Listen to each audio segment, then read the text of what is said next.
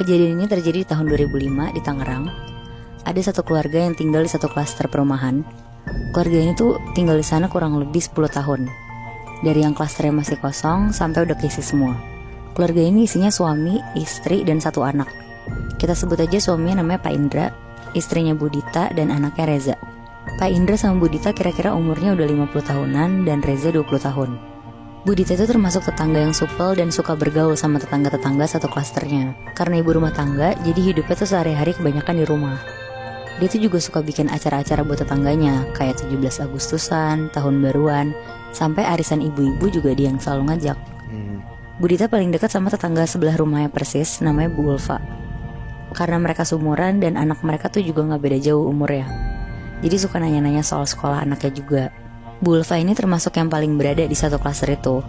Rumahnya dia sendiri itu 2 kafling, sampai-sampai dia tuh juga punya 3 rumah di klaster itu. Dan kalau ada acara-acara klaster, dia selalu yang nyumbang paling banyak.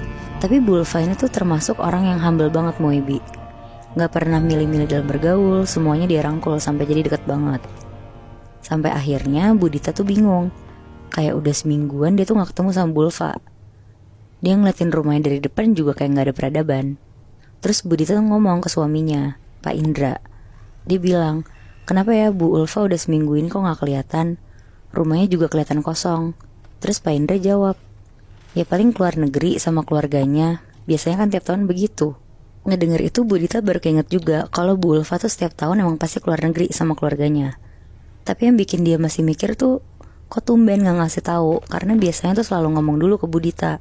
Tapi Budita akhirnya mikir, ya mungkin dia lupa aja kali ya buat ngasih tahu ke Budita. Ya biasanya ngabarin gitu ya. Benar, ngasih tahu doang. Nah akhirnya sekitar jam 9 malam, tiba-tiba ada yang ngetok-ngetok rumah Budita. Pas dibukain sama Buditanya sendiri, ternyata itu tuh Bu Ulfa. Langsung heboh kan tuh Budita. Terus langsung disuruh masuk juga. Tapi pas disuruh masuk, Bu Ulfanya tuh diem aja. Mukanya Bu Ulfa di sini juga nggak kayak biasa, pucet, rambutnya juga agak berantakan. Karena Budita ngeliat Bu Ulfa pucet banget, kayak orang sakit, Budita akhirnya bilang, Bu tunggu aku bikinin teh panas ya. Ibu masuk sini aja duduk di ruang tamu.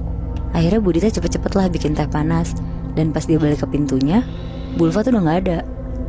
Terus malamnya akhirnya dia ceritalah ke Pak Indra. Dia bilang kalau tadi tuh Bu Ulfa mampir, tapi mukanya tuh pucet banget. Dan tiba-tiba Bu Ulfa tuh hilang pas lagi dibikinin teh sama Budita. Tapi rumah Bu Ulfa pun juga masih kosong. Ya Budita gak sempet ngecek rumahnya sih Moy. Soalnya udah malam juga waktu itu. Iya. Akhirnya sekitar jam 11 malam Budita siap-siap tidur. Tapi pas baru mau tidur,